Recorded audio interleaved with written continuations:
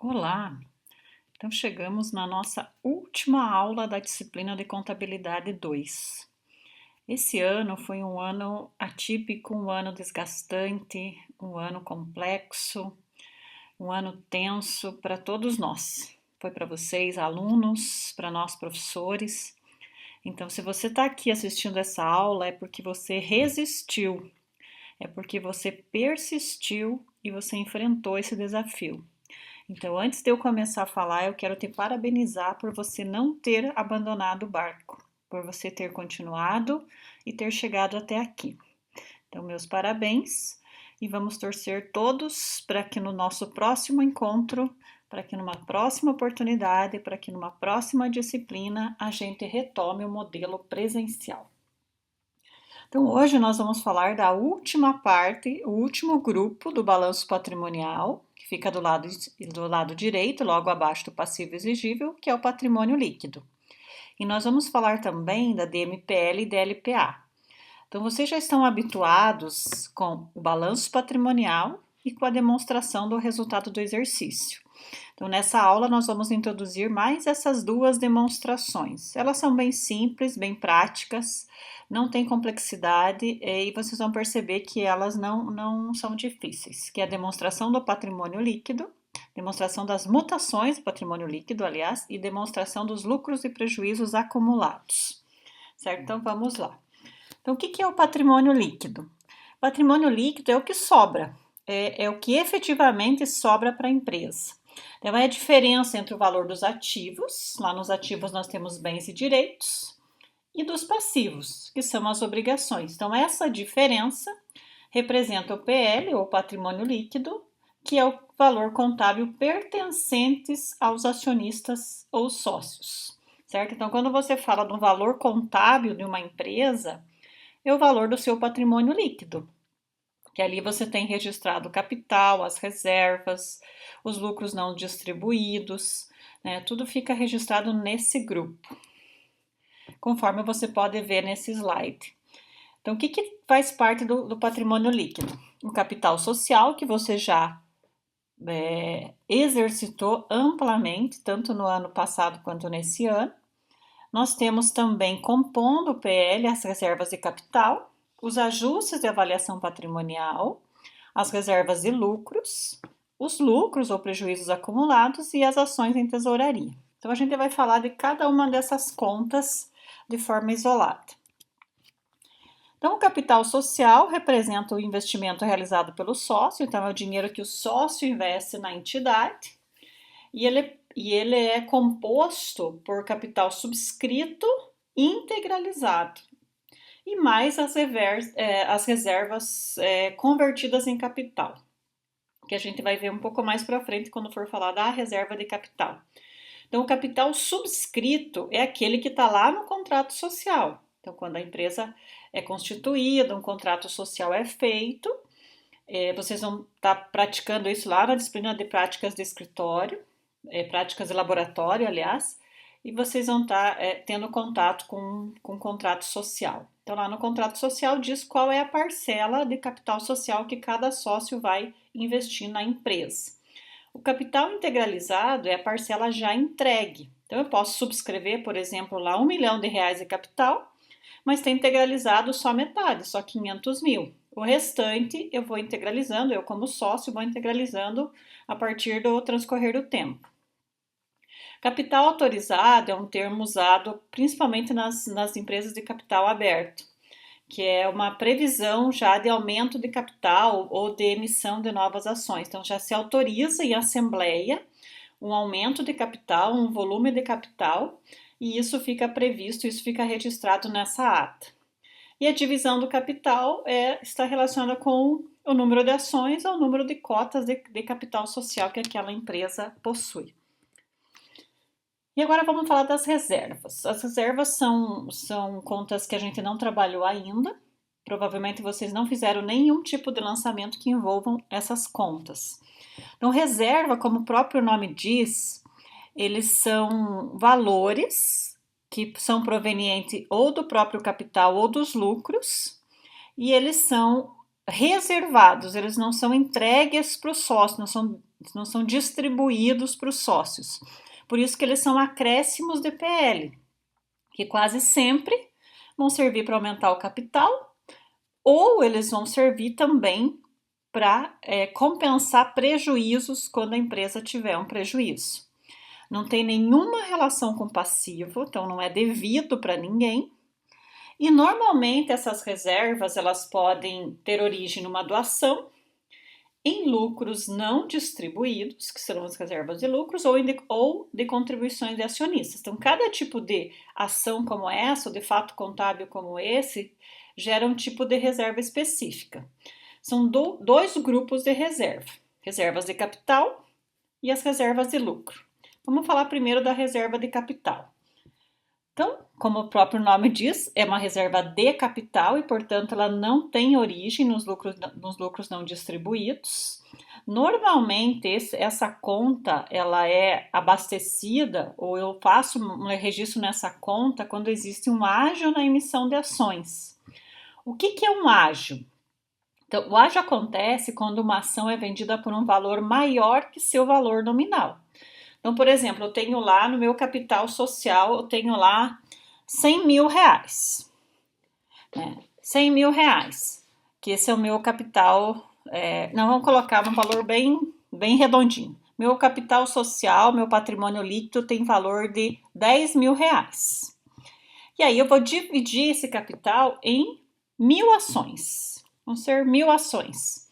Então, cada ação vai valer 10 reais. E aí, essa empresa, por ela ser bem vista no mercado, por ela passar uma mensagem de lucros futuros, pode ser que a ação dela seja muito procurada. Então, lembram da lei da oferta e procura? Então, quanto maior a procura, maior é o preço. Então, digamos que essa empresa esteja nessa situação e que, ao vender as suas ações, elas sejam comercializadas por 11 ao invés de 10. Então, esse R$1 de diferença é que é o ágio. Então, é o valor que você recebe a mais ou acima do valor patrimonial da ação. Para que serve a reserva? Ela pode ser usada para absorver prejuízos, né? Mas ela é o terceiro grupo de contas que vai ser usado para absorver prejuízo. Então, primeiro eu vou absorver prejuízos com os lucros do exercício, os lucros acumulados, em seguida pelas reservas de lucros, e aí se eu ainda tiver prejuízo, eu posso usar as reservas de capital para compensar esse prejuízo. Ou ainda, eu posso incorporar o capital, que é a forma mais comum de destino das reservas de capital. Então, já que ela teve origem no capital, a empresa pode converter essa reserva em esse ágio em capital. O ajuste de avaliação patrimonial é um outro tipo de conta. E quando que esse ajuste de avaliação patrimonial é utilizado? Vocês devem lembrar que várias vezes durante as aulas, na época presencial, nas aulas à distância, eu falei com vocês sobre algumas contas precisarem ser registradas pelo seu valor justo. Valor justo é o valor de mercado desse ativo. E toda vez que eu vou ajustar esse ativo, eu preciso ter uma contrapartida.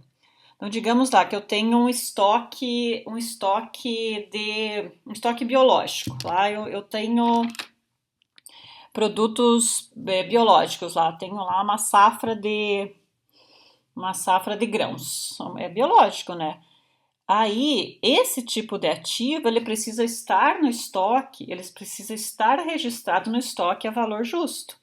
Então, digamos que eu tinha lá um estoque dessas commodities, desses grãos, no fechamento de balanço estava lá registrado por 100 mil reais. Mas, naquele momento, o valor de mercado, ou seja, o valor justo, o valor pelo qual eu consigo comercializar esses ativos, é de 110 mil reais. Então, eu tenho um ajuste de avaliação patrimonial. O que eu faço? Eu debito o estoque e eu credito esse ativo lá dentro do PL Eu acredito a contrapartida desse ativo no PL nessa conta de ajuste e avaliação patrimonial. Então, essa conta do PL é utilizada para registrar os ajustes positivos e negativos, que pode ter sido uma situação inversa. Por exemplo, esse meu estoque pode estar valendo naquele momento 90 mil ao invés de 100, aí eu vou ter um lançamento inverso. Referente a uma avaliação patrimonial, que ainda não podem figurar como resultado do exercício em virtude do regime de competência. Então, quanto que esse ganho vai ser lá, vai aparecer na DRE? Quando eu efetivamente vender esse estoque. Então, entendeu? Eu vou atualizando, vou ajustando esse ativo pelo seu valor justo e vou lançando a contrapartida no PL. A partir do momento que esse ativo é vendido efetivamente, aí eu tiro do PL, eu debito, por exemplo, essa conta de ajuste e avaliação patrimonial no PL e credito a receita lá para compor a DRE. Ou a despesa quando a situação é inversa. Então, são contrapartidas de aumentos ou diminuições de valor atribuídos a ativos e passivos em decorrência da sua avaliação a valor justo. Vamos ver um exemplo lá. Eu dei o exemplo dos grãos, mas aqui eu coloquei no material de vocês um exemplo de instrumentos financeiros e direitos de títulos de crédito. E também se aplica a operações de incorporação, fusão e cisão quando realizadas entre partes independentes, configurando uma combinação de negócios. Esse segundo item eu não vou falar aqui nessa aula, porque vocês vão ver muito isso em contabilidade 3, que é uma contabilidade mais avançada, envolve esse tipo de contabilização. Como é que eu ajo quando uma empresa é incorporada, como uma empresa é fusionada ou como uma empresa é cindida? Que ativo fica registrado a valor justo e que ativo fica registrado a valor contábil. Então vamos ver aqui um exemplo de um título, um instrumento financeiro. Imagine que eu tenha investido lá no Tesouro Direto. Eu tenha feito investimento num papel no mercado financeiro. Eu tenho investido nesse ativo, nesse título, 150 mil reais. Na data de encerramento do balanço, quando eu estou fazendo a atualização dos meus saldos, eu vi que esse ativo rendeu 150, esse ativo de 150 mil rendeu 20 mil reais. Ele valorizou 20 mil reais por rendimento dos juros. Porém, se eu quiser vender esse título para um outro investidor, eu consigo vender por 185 mil. Esse é o valor de mercado do título. Eu consigo negociar ele no mercado por 185 mil. Então, aí, o que acontece? Então, esse título, primeiramente, foi registrado por 150 mil. Então, quando eu comprei o título, o que eu fiz? Debitei investimentos, creditei o caixa. Quando eu vou fazer a correção dele, esse rendimento que já aconteceu, de 20 mil, eu vou debitar esse ativo, esse investimento e vou creditar receita lá da receita financeira lá na DRE. Só que esse ativo ele vale mais, né? De acordo com a nova legislação, os títulos disponíveis para venda precisam estar registrados ao seu valor justo, portanto a 185 mil. E como é que eu faço isso? Esses 15 mil eu vou debitar na conta títulos, na conta de títulos disponíveis para venda, nesse investimento que eu fiz, e vou acreditar ajuste e avaliação patrimonial no PL, entende? Então, ó, eu debito os 15 mil, eu já debitei os 20 mil e creditei receita, porque isso já efetivamente aconteceu. Agora eu vou fazer o ajuste desse título pelo seu valor de mercado, então eu vou lançar mais 15 mil nessa conta lá do ativo.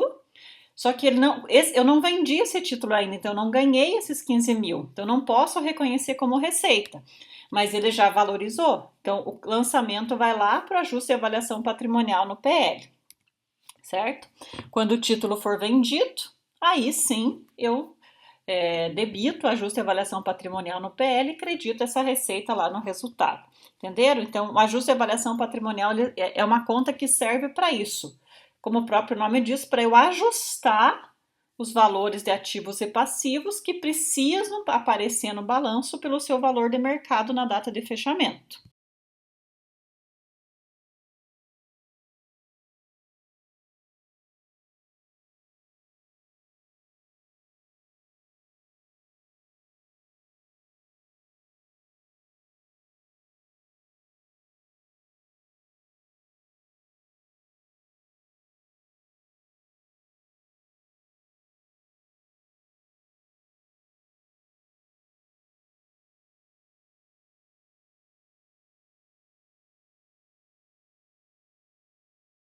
Ok, pessoal? Então, vamos agora, na próxima aula, falar sobre as reservas de lucros.